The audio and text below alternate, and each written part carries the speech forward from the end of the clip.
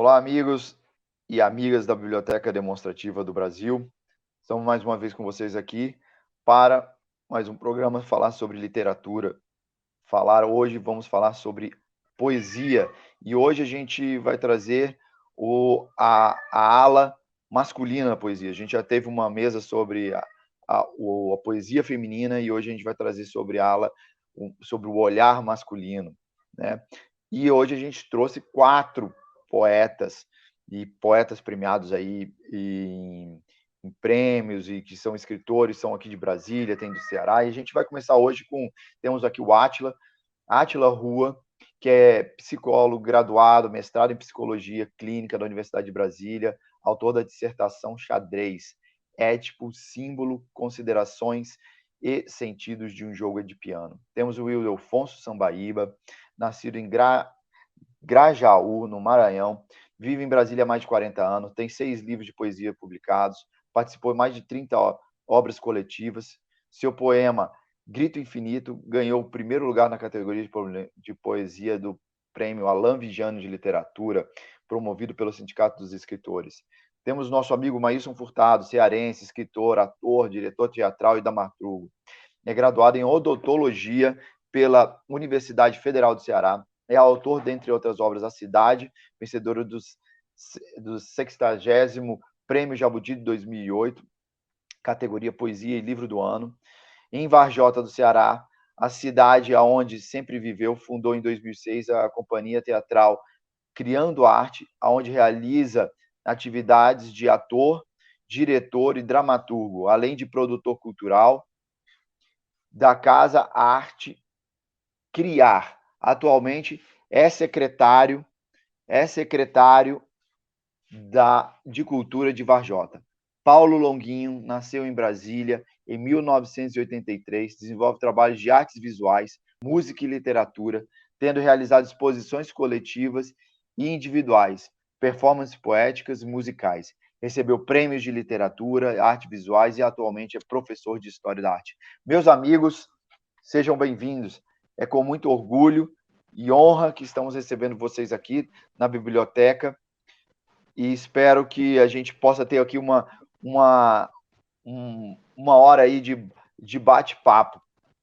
E hoje a gente vai falar sobre uma coisa que todas as vezes quando eu vou conversar com poetas e poetisas, elas sempre me trazem uma resposta. A poesia salva. E aí eu queria perguntar para vocês, para cada um de vocês, né, um pouco da história da sua poesia, mas a poesia salva o poeta ou aquele quem lê. Átila, seja bem-vindo. Como é que é essa tua relação da poesia? A poesia também te salvou? Rapaz, bom dia a todos, é um privilégio estar aqui, né? Vejo que assim como na mesa feminina, a nossa mesa tem gente bastante seleta, então tentarei contribuir, oferecer o máximo que a gente puder para poder levar um pouco o nível da discussão. Não acho que a poesia tenha me salvado, tá? Né? Eu pensei um pouco sobre essa pergunta, assim, de umas 2 semanas para cá, e eu penso que a poesia é, assim, um instrumento de descoberta bastante ímpar, tá? A maneira de escrever e assimilar poesia é diferente, por exemplo, da leitura da prosa, tá? É da literatura em prosa e de um texto jornalístico. Então, você tem mais atenção. O poema tem a duração similar a de um acontecimento mais longo ou mais curto. Então, o registro da lembrança é distinto, tá? Continuando sobre essa questão de a poesia salvar ou não, eu penso que as pessoas se encontram no ato criador, tá? E como eu penso pouco antes de escrever, né, não sei, eu ainda me considero em fase larval, né? Eu tenho relativamente poucas produções. Cada vez que eu consigo completar um bom trabalho, eu tenho um sentimento muito grande de satisfação e de renovação, né, da minha capacidade de escrita. Não posso dizer, então, que a escrita me salve, mas sim que ela me revele e melhore como escritor, de fato, sim, em cada novo poema, tá? Legal. E aí eu vou, né, vamos aqui abrir para o Ildefonso. Ildefonso, e você? Como é que essa tua história com a poesia, ela te salvou? Vou te ser sincero, eu sempre... A poesia me salvou em alguns romances, porque às vezes eu sabia algumas poesias de cor, me salvou várias vezes. Olha, bom dia, é um prazer estar nessa roda de conversa, com muita alegria. Eu vou mais além, eu digo que a poesia, além de me salvar, ela me cura. Aí eu vou explicar o quê. Por quê? Porque a poesia, eu convivo com ela desde quando eu ainda morava lá na roça, no interior do Maranhão, e a poesia já me atraía para uma série de coisas, me salvava, inclusive, nos dias que eu tinha que conversar com o professor, todo dia de sábado era dia de sarau, os rapazes, os meninos recitavam poesia e as meninas cantavam uma canção. Então, já trazendo para um lado mais lúdico, nesse momento a poesia já me salvava porque eu tinha uma facilidade na época de decorar os poemas. Então, decorava aqueles clássicos que me caíam às mãos. Então, me salvava já desse lado. E, a partir daí, eu me encantei tanto com a poesia, que foi quando eu comecei a dar meus primeiros passos em escrever versos, né? E hoje eu digo que ela cura pelo seguinte, porque quando eu escrevo um poema, eu tiro de dentro de mim algum sentimento reprimido que estivesse guardado ali, querendo saltar para fora, ou em forma de alegria ou de angústia. Então, essa para mim eu considero a cura, porque depois que eu escrevo aquele poema, quando o poema me deixa contente, satisfeito, tirou tudo de mim, eu tenho quase que um êxtase de quando eu tenho aquele poema. Então, me sinto aliviado, me sinto alegre, me sinto conversando com o mundo. Então, é nesse sentido que eu digo que ela, além de me salvar, ela me cura. E acredito que pelas reações, pelos comentários que eu tenho, pelos feedbacks que me chegam pelas redes sociais, de quando leio um poema, seja meu, seja de outra pessoa, a reação das pessoas me leva a ter também essa ideia de que a poesia tem um teor de cura ou de salvação.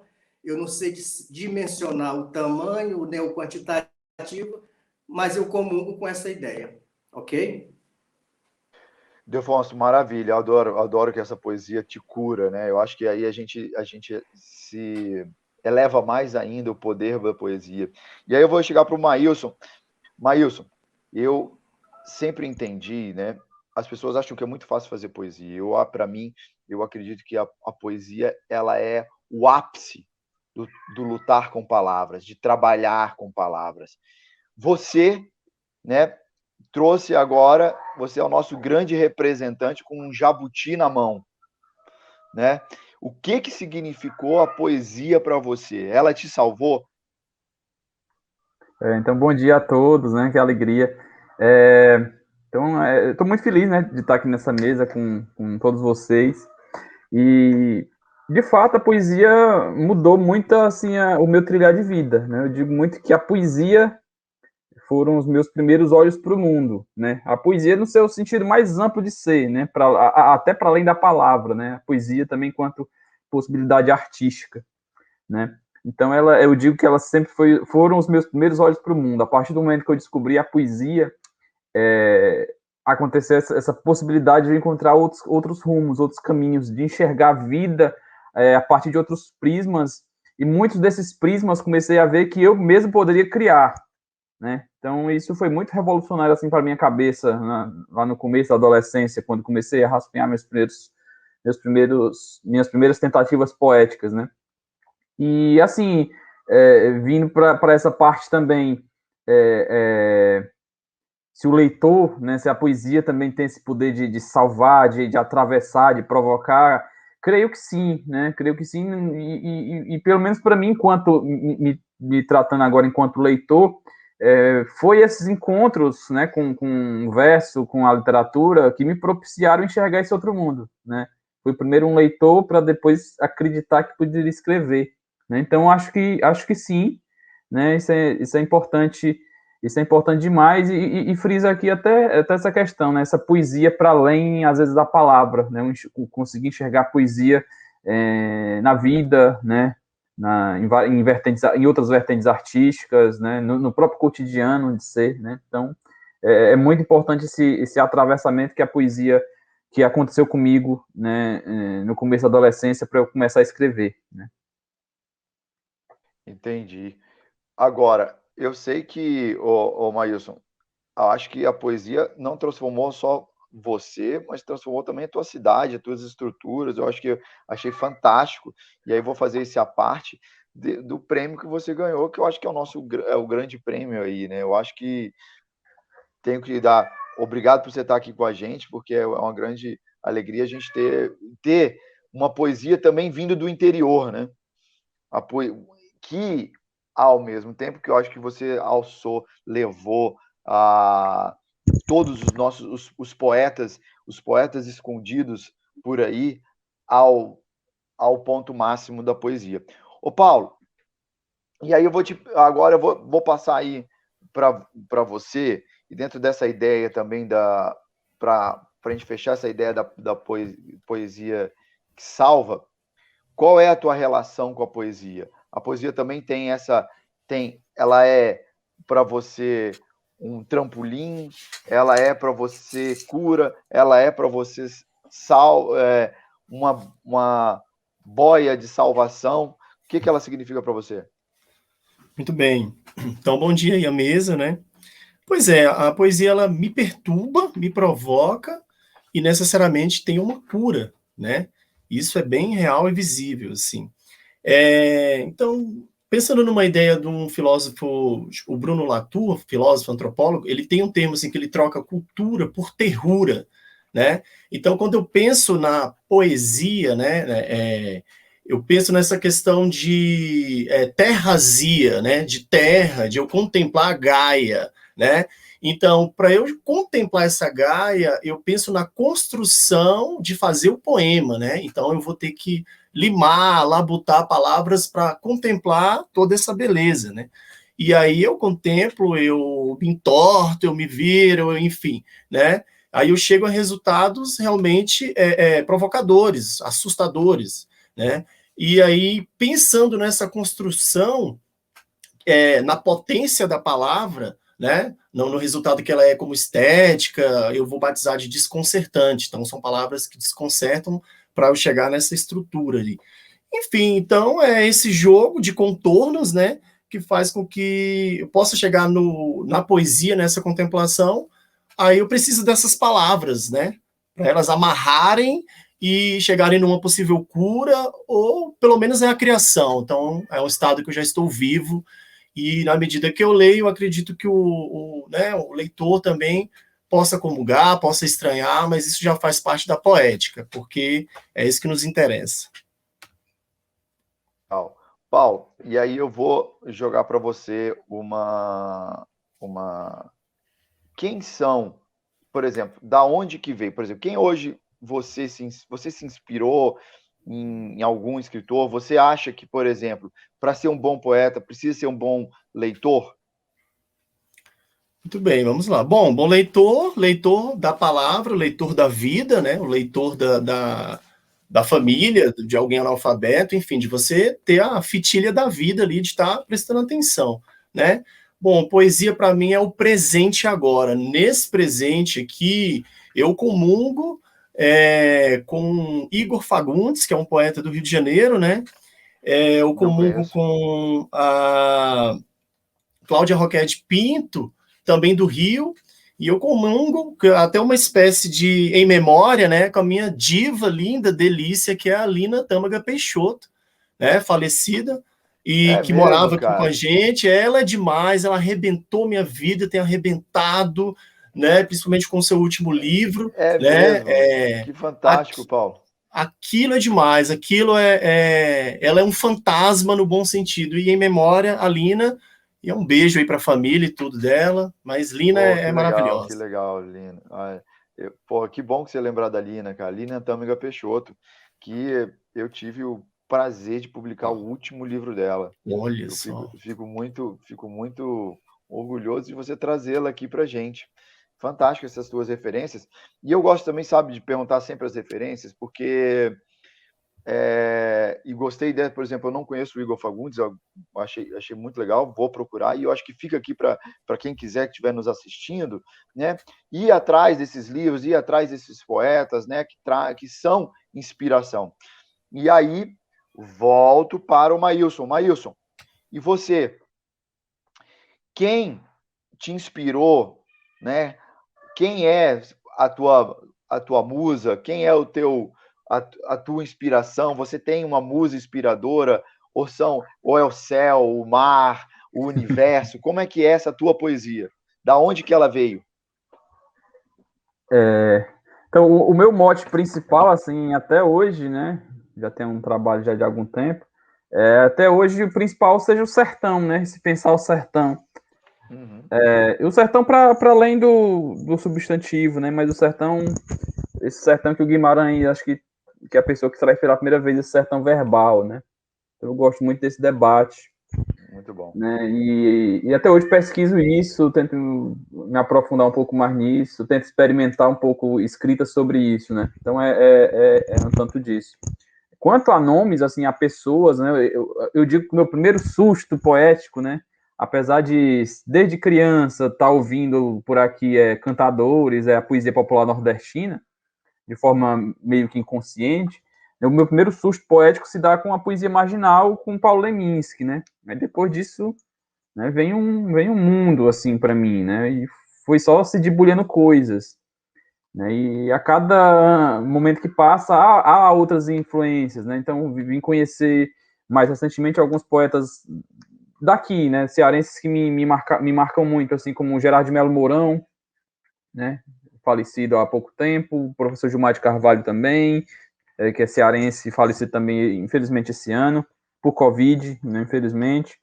E algumas poetas contemporâneas assim que me marcam muito. Tem a Ana Martins Marques, né, uma poeta mineira, né?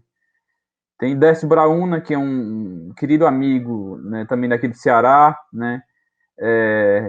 Recentemente li um livro também de um rapaz do Rio Grande do Norte que me marcou muito, né, em conto, que é o Theo Alves, né? Me marcou muito a leitura do Theo, com esse trabalho que o Theo traz, essa linguagem que ele traz.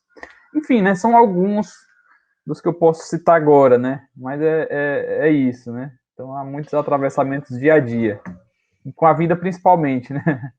Eu acho que, né, como você estava falando, e você já falou já 2 vezes, que a poesia vai muito além da palavra, é óbvio, e eu acho que o poeta, ele é exatamente esse leitor da poesia do mundo, assim como o Paulo falou, o leitor de Gaia, é o leitor que para. E aí, Delfonso, eu vou jogar para você, nessa tua leitura, né, o que você traz nessa leitura do mundo e quem é que você leu que também te fez esse saltar para o mundo da poesia? A mim? Certo. Olha, como eu sempre tenho que voltar lá ao interior do Maranhão, porque eu comecei lá na escola primária, antigamente chamava-se escola primária, e não era nesse formato que tem hoje. Eu comecei do Castro Alves, os clássicos de sempre, né? Aquela poema rimada, metrificada, Castro Alves, Olavo Bilac, e Casimiro de Abreu, porque lá a gente, na época, tinha dificuldade. Os livros que não chegassem, que já vinham dos nossos pais, dos nossos avós, ou seja, de quem fosse, era essa a nossa leitura. Depois que eu vim para Brasília, isso já tem mais de 40 anos, eu comecei a ter contato com outros poetas, né? De uma escrita já meio diferente, essa escrita já mais do verso livre, e foi quando eu tive contato com Ferreira Goulart, porque apesar de eu ser do Maranhão, mesmo os poetas maranhenses como Ferreira Goulart, eu vim conhecer em Brasília, porque do interior do Maranhão para a capital, talvez fosse, na época, mais distante do que para Brasília, comparativamente falando, em termos de intercâmbio, né? Aí depois comecei a gostar de tudo, de Paulo Leminski, o colega aí citou a Alina Tômega, que poeta maravilhosa, né? E hoje eu leio de tudo. Leio Ronaldo, o Antunes, né? O primeiro nome falhou agora.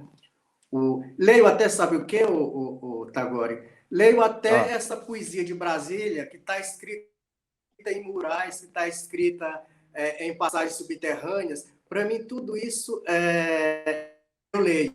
Inclusive, eu fiz uma pesquisa assim, atrás sobre uma pesquisa acadêmica, e essa poesia também entrou no estudo. Ildefonso. E aí, Ildefonso, continuo lendo tudo. Eu leio os... Oba!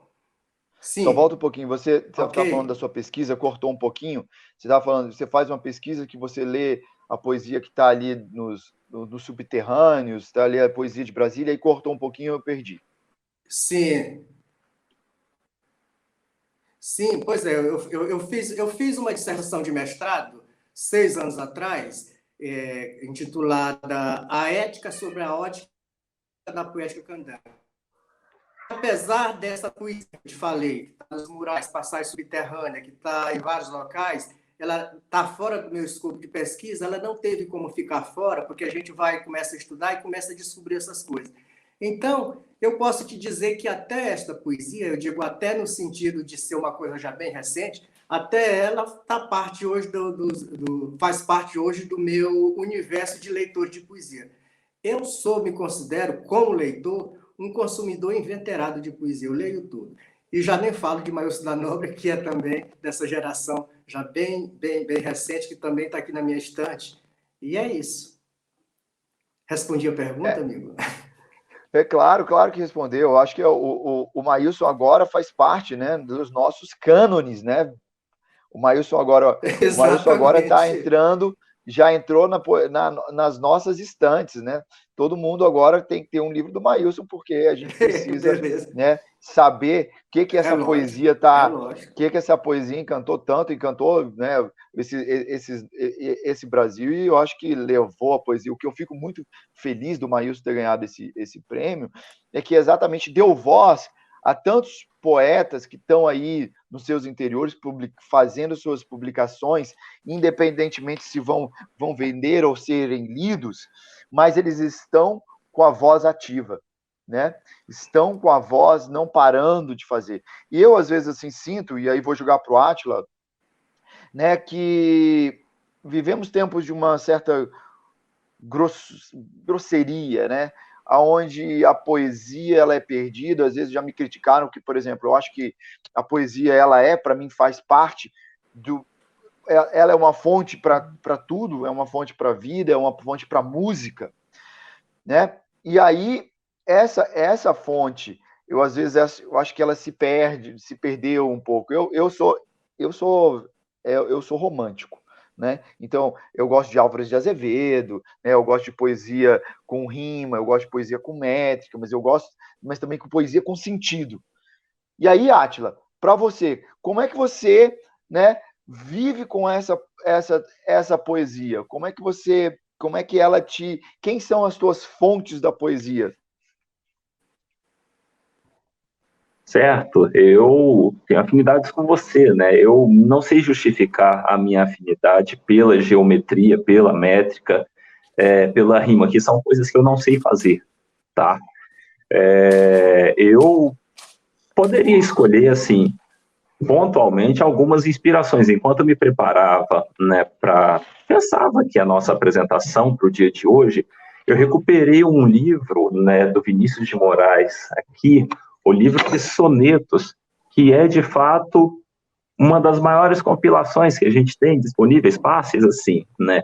E eu resolvi recuperar esse livro do Vinícius de Moraes, não só pela afinidade, pelos sonetos, pela rima, mas porque ele revela uma falha minha, né, uma insuficiência do meu jeito de fazer, né? Em geral, os meus versos são muito longos e densos, né? E eu acabei recuperando um poema que eu já estava pensando há semanas, assim, pensando, cara, como é que o Vinícius consegue rimar nessa extensão, ou seja, como é que ele consegue dizer tanto em tão pouco, como é que ele faz de um jeito que eu não consigo fazer, entendeu?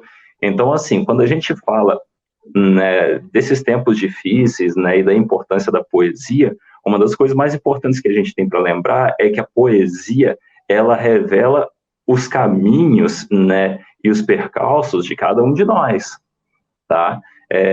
Ela traz neurose, ela traz conteúdo reprimido, né? Ela traz um escombro de material esquecido que a gente elabora e vai polindo, e evidentemente que a gente conta com os ombros dos gigantes para fazer os nossos trabalhos, tá? Falamos de Vinícius de Moraes, mas aqui tem Olavo Bilac, né? Teve um poema que eu dediquei para minha companheira, né? Na verdade, esse é contista, o Howard Phillips Lovecraft, né? Que agora os contos dele estão aí arrebentando contos de horror cósmico, mas ele é poeta também, né? A Noiva do Mar, tá? O nome do poema, assim, muito interessante. A adaptação dele para a língua portuguesa, ele é americano, tá? Ficou, assim, bastante interessante também. Eu poderia dizer, assim, a internet é uma coisa maravilhosa, né? Então, se você estiver afim de poesia, você pode ir buscar e se surpreender. Eu não teria conhecido Antero de Quental se não houvesse internet, tá? E Fernando Pessoa já tem, assim, elogiou expressamente Antero de Quental, o papel do Quental na história da literatura portuguesa, tá? Então, é assim, e você falou da música, né? Eu acho que sim, a música consegue ser o ápice, talvez acima da poesia. E isso é uma conversa longa, tá? A música me inspira mais. Existem controvérsias. Eu acho, dá uma conversa boa isso aí. Átila, é engraçado que o Will Delfonso falou, e você está falando de Vinícius, e achei interessante que o Paulo e o Maílson trouxeram todas umas referências muito mais contemporâneas, né? E eu também, eu comecei lá, né, por exemplo, indo sempre procurando os clássicos,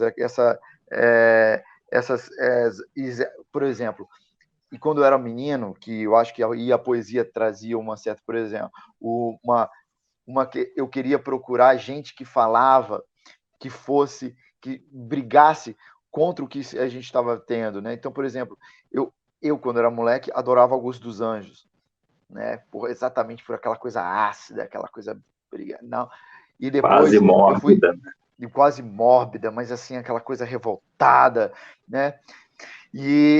Mas depois eu achei Álvares de Azevedo porque eu precisava me relacionar, eu queria ter namoradas, eu achava que eu queria ir por aquilo ali, né? Mas eu sempre fui um alienígena nessas coisas. E aí, Átila, eu vou te perguntar. Eu acho que aqui é um espaço da gente, você citou uma poesia, e eu queria que você, agora, a gente desse um espaço para a tua poesia. O que você tem aí para recitar para a gente, que eu acho que uma das coisas que as pessoas precisam entender é para que existe um sarau de poesia. Uma das coisas que eu sempre adorei, Átila, foi escutar poesia recitada. Eu adorava, e aí tenho que agradecer o meu amigo Máximo, né, que me trazia discos de poesia recitada de grandes poetas.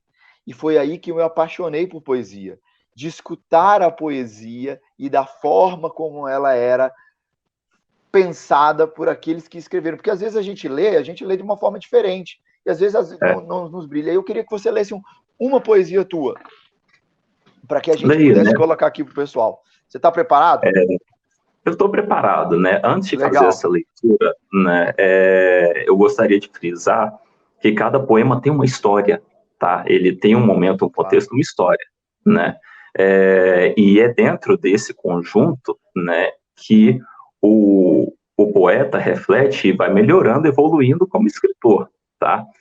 Eu acho que, para além da construção geométrica, né, da métrica e da sonora, né, as histórias dos poemas são muito interessantes, tá?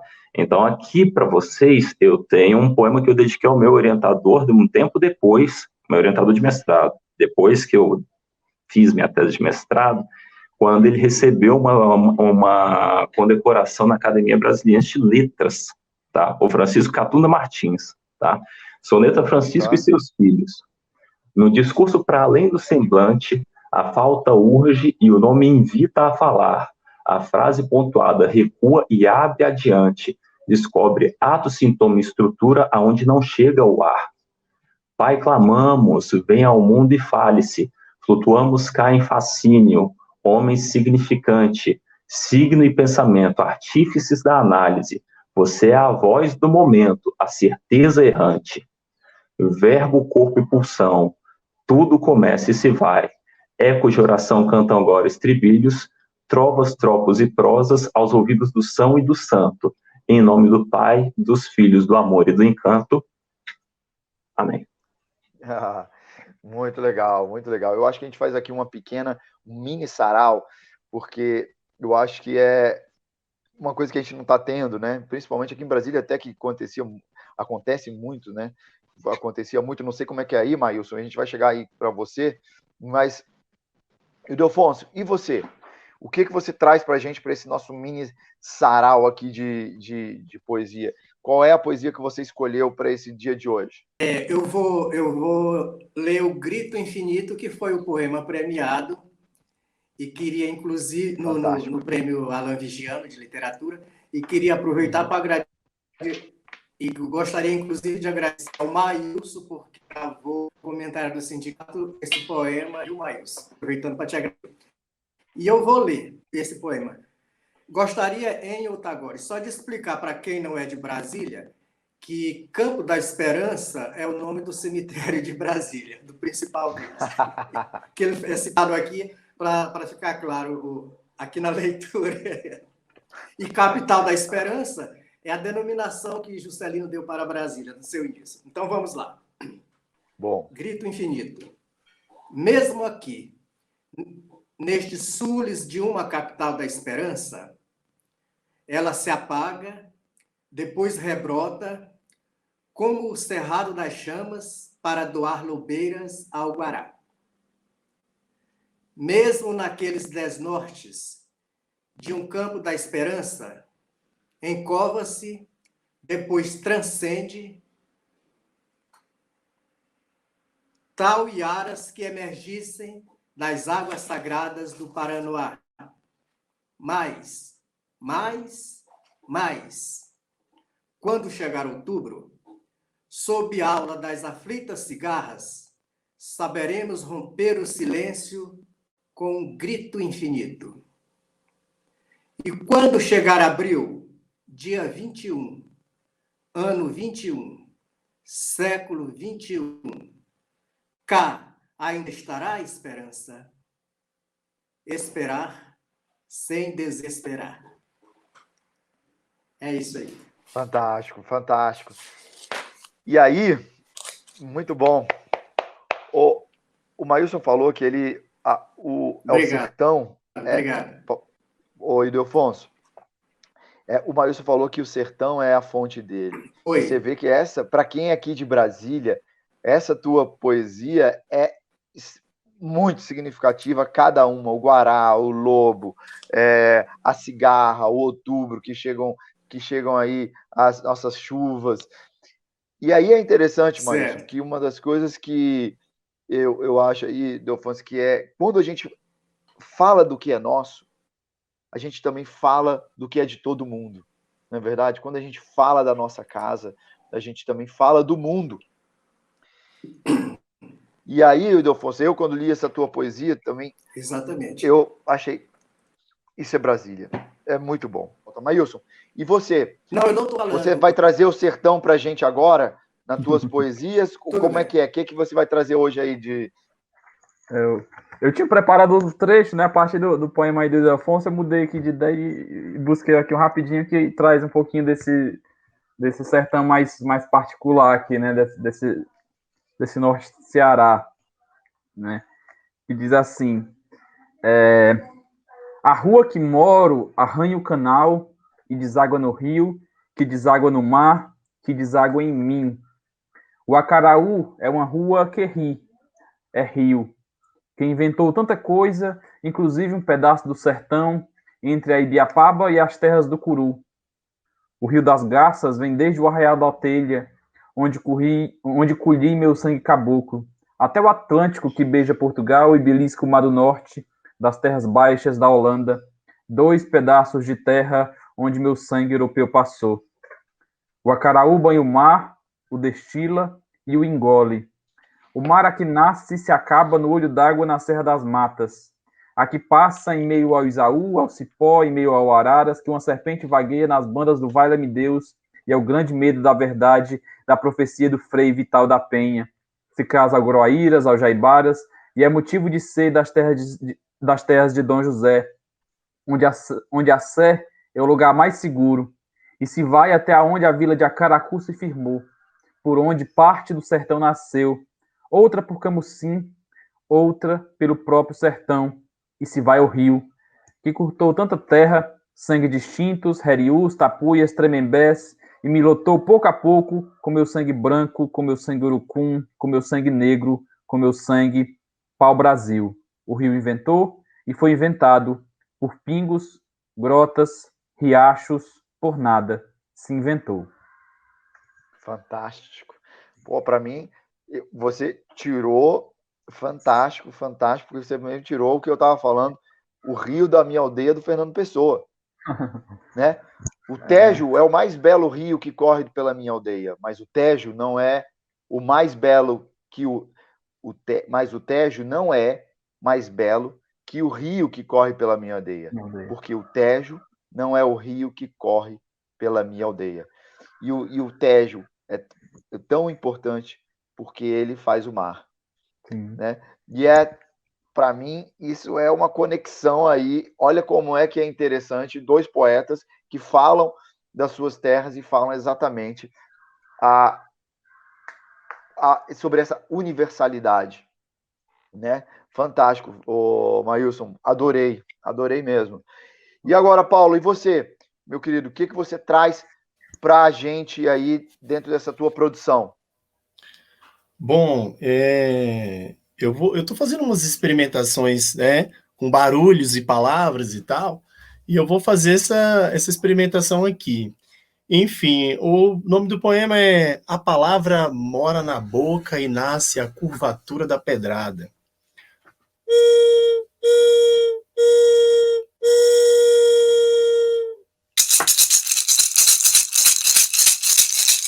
A palavra mora na boca e passa a língua no sal, com protuberância de fios do espelho do afeto. O rosto do sal comportado corre para os braços do nicho e finca lá em casa, no chão da minha casa de palavras molhadas. E finca lá em casa, no chão da minha casa de palavras molhadas.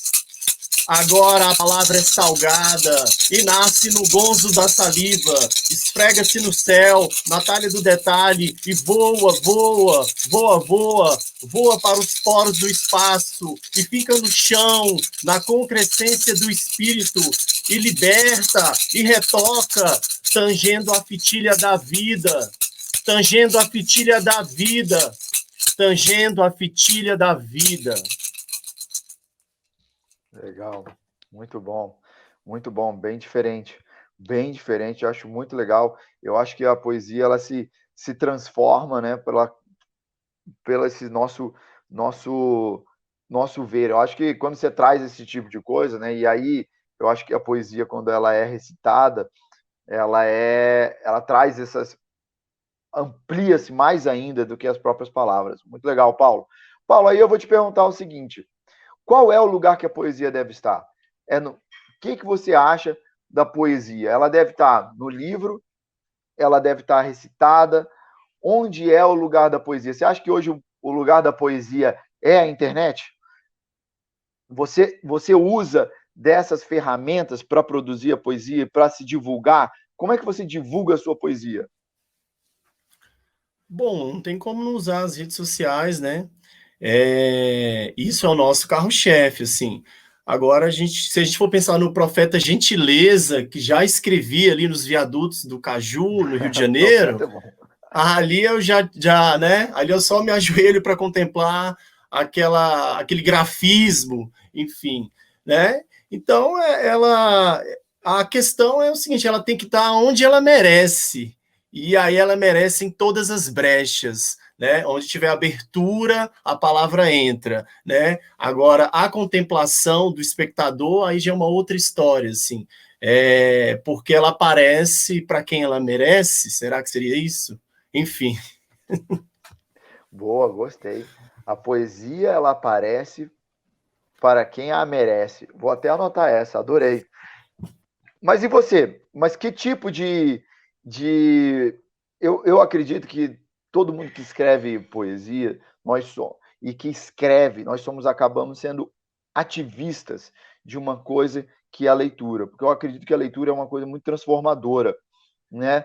A poesia, a gente quando escuta é uma coisa, mas quando a gente lê, eu acredito que ela tem esse processo de transformação. Você, no seu ativismo poético, onde é que você aparece? Por onde é que você se comunica, Paulo? Eu queria te perguntar isso.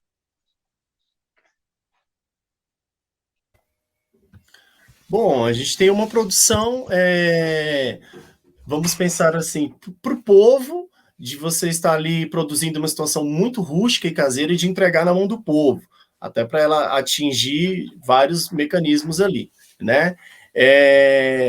Como eu sou professor, eu tenho uma relação direta ali com os próprios alunos, onde tem uma divulgação mais direta ali também, né? E tem que ser performática, porque senão você não vende o peixe, né? Essa é a sacada. E, enfim, tem umas produções que estão a caminho, né? Porque é muito relativo essa questão a pessoa ir lá e comprar o livro, né? Ou ter um sarau poético, uma live, né? A questão fica aberta, assim. E a gente aparece nas brechas, não tem como eu ser formal na palavra, no sentido do papel, ou no sentido do vídeo, assim, eu tô negociando, assim, eu tô igual salamandra, se tiver fogo, eu viro salamandra, eu tô dentro dessas possibilidades. Legal. Maílson, eu sei que você tem 2 momentos, né? Você tem um momento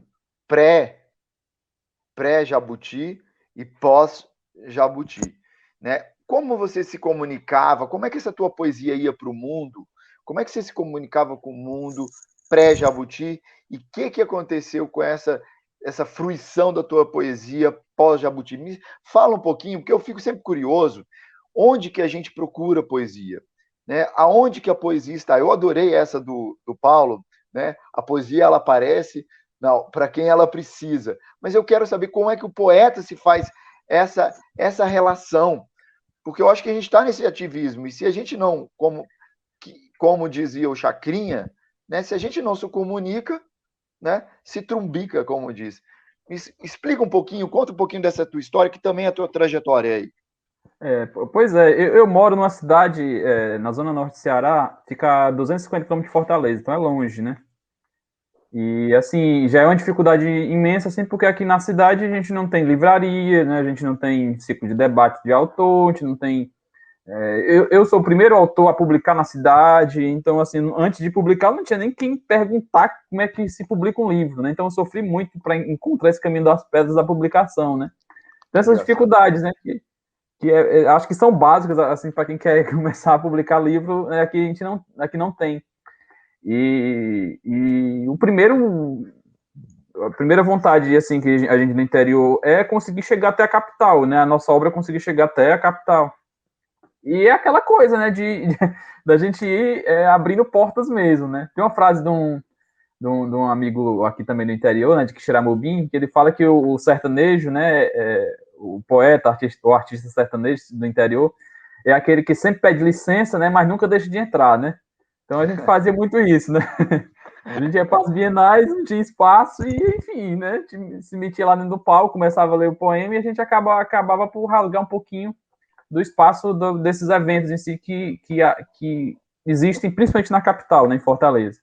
Então, era assim, né, antes do Jabuti, né? Com o Jabuti, claro, aconteceu uma amplificação um pouco maior, né, eu poder me comunicar diretamente daqui de Varjota com o mundo, né? Não que antes não fizesse isso, né, mas, assim, A internet desde sempre é grande aliada minha nesse sentido, né? Tanto de vender livros quanto de publicar. Eu comecei a publicar minhas coisas na internet. E só pela internet me dá um retorno. O que tu escreve tá dando repercussão interessante, acho que pode lançar um livro, né? E é assim, né? Aí depois de Jabuti abriram outros caminhos, outras possibilidades, né? Outros espaços de debate.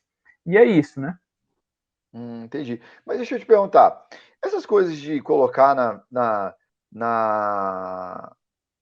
nas redes sociais, Instagram, Facebook, essas coisas, você usava essas técnicas antes ou não? Ou era só uma coisa assim de publicar naquelas Wattpad, esses canais de publicação onde vários escritores colocam seus originais e pedem para serem lidos? Como é que era isso? Sempre usei, na verdade, né? Mas bem menos, assim, é porque, tipo, diferente das minhas. Eu publico projeto de livro, né? Nos livros sempre há um projeto por trás, né? E nas redes sociais, nos blogs em si, acho que acontece esses suspiros, né? Poemas soltos, assim, que não trazem esse projeto por trás, né? Então, publicava, mas sempre com eles soltos, né?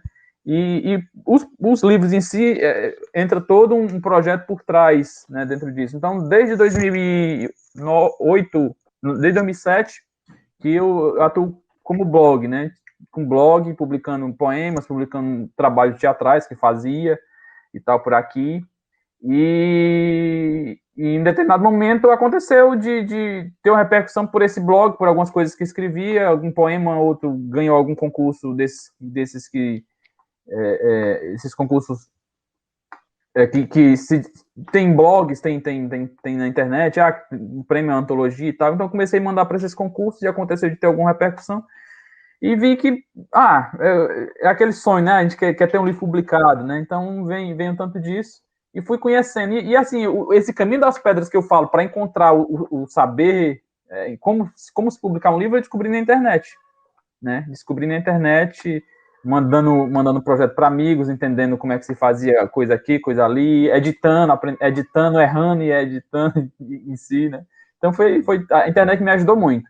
Acho que se não fosse pela internet, eu não teria conseguido esse campo que eu consegui e nem conseguiria estar aqui hoje por conta da literatura, morando nessa cidade pequena, né? Que apesar da globalização, da internet ter chegado aqui também, como em qualquer lugar do mundo, mas ainda é muito complicado, né? Muito complicado por vários motivos. Tem uma coisa interessante que eu falo, para além dessa questão tecnológica, mas eu acho que essa questão antropológica, né?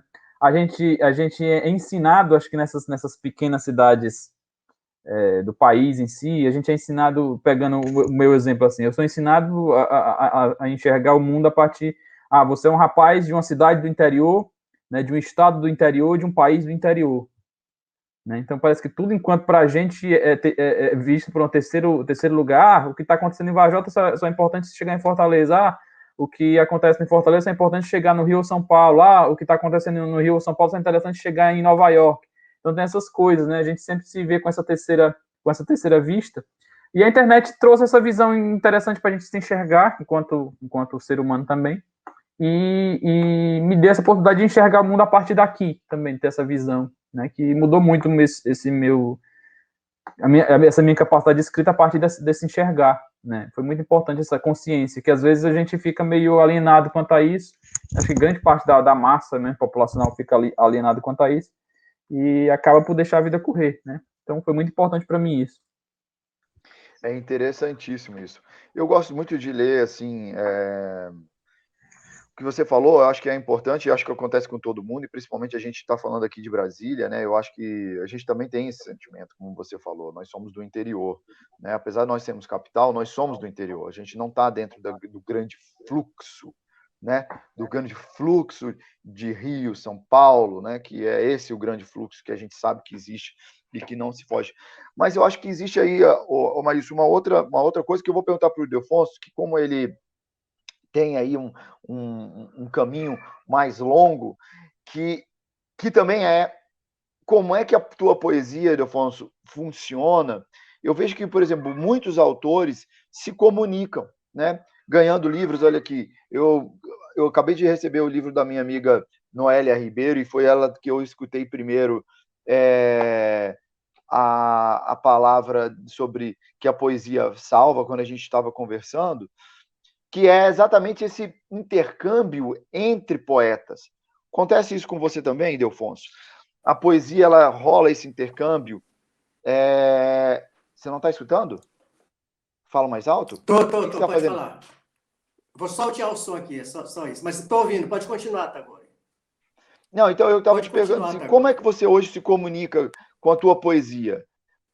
Eu tava dizendo que existe o Maílson estava Olha. falando que, né, que a internet ela existe, ela foi uma grande aliada. Você faz um intercâmbio com... Você também usa a internet e existe um intercâmbio entre poetas, vocês trocam livros, existe uma troca epistolar, vamos dizer assim, como existia antigamente? Olha, eu às vezes digo assim, eu não sei como, brincando, né? Eu digo, eu não sei como é que o mundo existia sem internet, né? Porque hoje ela, na minha poesia, e em tudo, ela é fundamental. Veja bem, onde que eu pensei que um dia eu iria ter um vídeo de poema visto por mais de 12 mil pessoas, com 12 mil visualizações, né? Olha isso. Isso em época pré-internet, para mim, eu não sei quantas pessoas leriam um livro meu, um poema meu. Talvez poucos amigos, os parentes, pessoas lá da minha região, né? Porque quando livro lá na época era uma coisa tão rara que o meu livro virou notícia, né? E hoje as redes sociais, eu acho que ela está presente em tudo, e na poesia principalmente. E aí que eu acho que a poesia está lucrando em relação a outras formas de escrita, pelo fato de ela ser um texto denso, curto, e que você sabe, as pessoas às vezes têm lerdeza, não querem ler um texto mais longo, e a poesia, eu acho que nesse sentido ela sai ganhando, né? E eu publico todos os meus inéditos, hoje são inéditos em livro, porque em internet eu vou fazendo e vou jogando lá, né? E vou tendo retornos, vou tendo feedbacks, com essa possibilidade de eu poder reeditar o próprio poema. Então é isso, é por aí. Eu acho que a internet, hoje, quem está fora das redes sociais, nesse sentido de escrever, os poetas principalmente, e eu tenho muito intercâmbio com pessoas, eu faço parte de grupos, eu faço parte de discussões em grupos também, e é isso, né? Minha poesia hoje, ela passa obrigatoriamente pela internet, pelas redes sociais. Eu acho, é bem interessante, né? Porque olha isso, o Paulo falou uma coisa que eu achei muito legal, porque acaba que a poesia, mais ainda num processo algorítmico, ela também vai aparecer para você na hora que ela precisa, né? Vai aparecer, a gente não tem jeito de controlar, porque você está publicando aí, e aí acaba aparecendo. E aí, Átila, pegando esse gancho aí que o Ildefonso falou, e dessas que eu também acho importantíssimo para o mundo da poesia, essa troca entre poetas, essa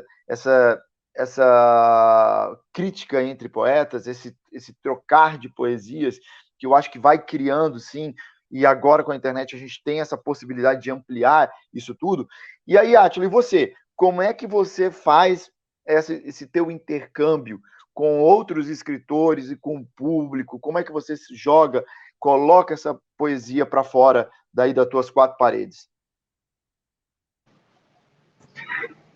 Muita coisa minha é manuscrita, tá? Né? Eu acho que tem uma diferença substancial aí, pelo que foi dito, entre nossos três nobres contribuintes, porque eu não publico em rede social, tá? Eu me considero, assim, bem ortodoxo ainda, porque eu não sei, eu acho que a escrita manual, ela me traz, né, sensações e restos de lembrança que me são muito caros, um retorno à infância do qual eu simplesmente não consigo abrir mão realmente em favor do teclado, em favor das redes sociais ou dos grupos.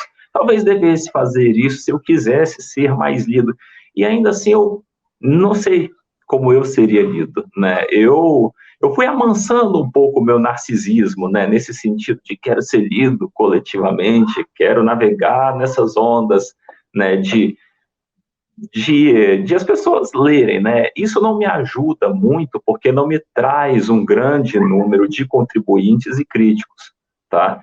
Então, assim, no que se refere ao verso, né, e as minhas publicações são esporádicas, como eu falei, a coisa está ainda, assim, bem secreta, bem guardadinha, tem, assim, mais coisa por aparecer, né? Eu troco outros documentos, né, com destinatários singulares, e aí tem a coisa da poiesis, né, que é a expressão criadora, tá? Mas não é inverso, né?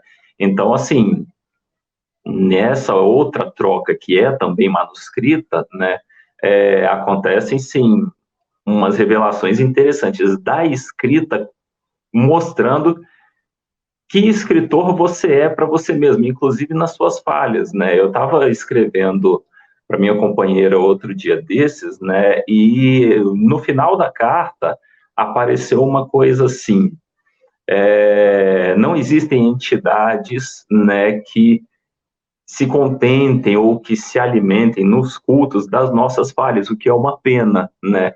Porque as nossas falhas, as nossas pautas, são o que há de mais sincero para além do que a gente costuma elaborar para apresentar, né?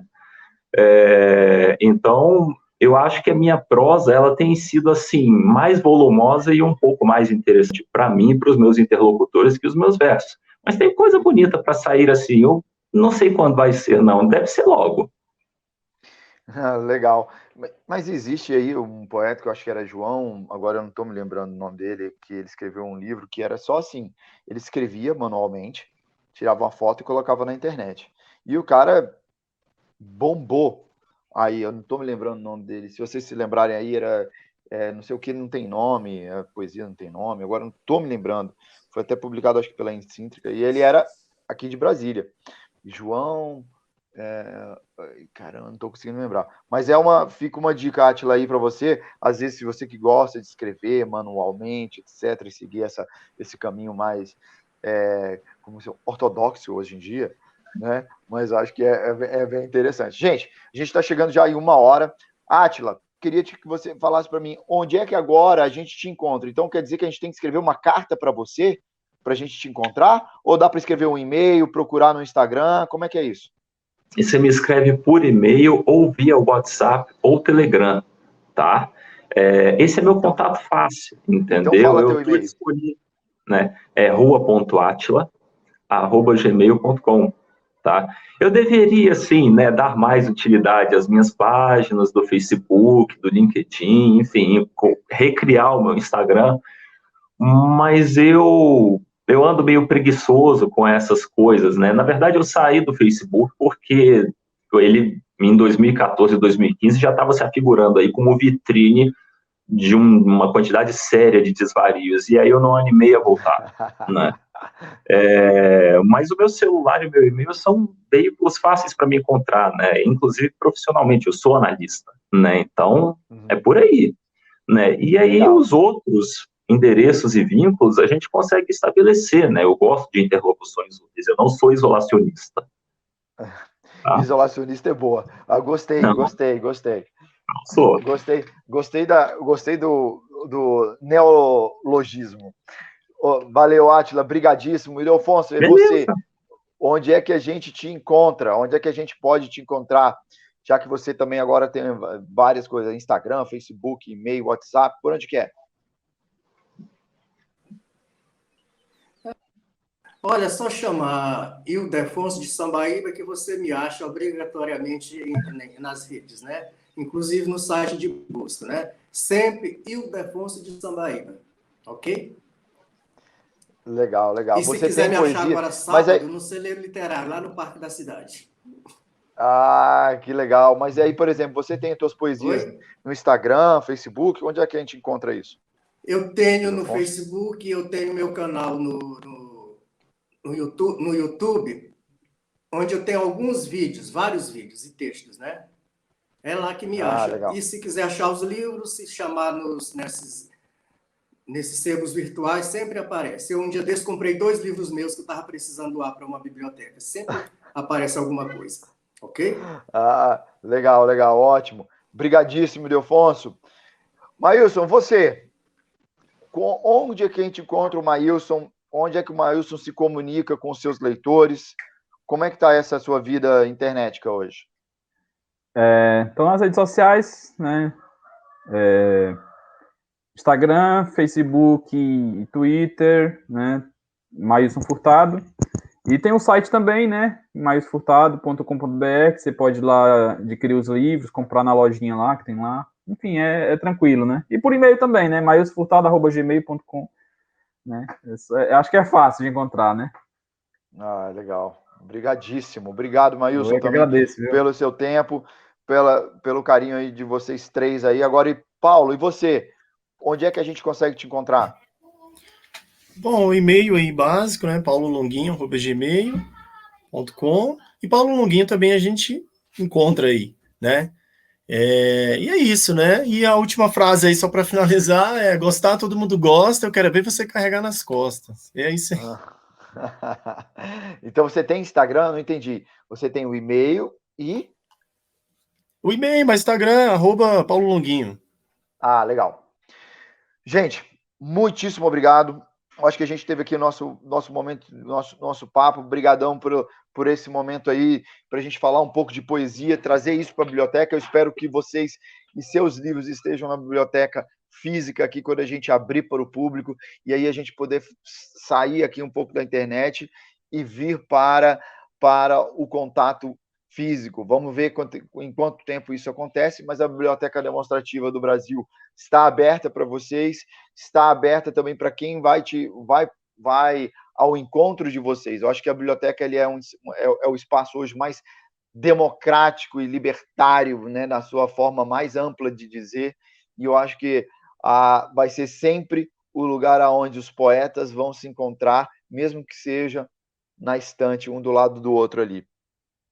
Senhores, muito obrigado, até a próxima. A Biblioteca Demonstrativa agradece a todos, agradecemos ao Marcos Linhares, que é o organizador aí da nossa estrutura, o João, que esteve com a gente nessa parte informacional, tecnológica, fazendo essas mágicas para que nós 5 pudéssemos nos comunicar. Um grande abraço e até a próxima, gente. Saúde e paz a todos.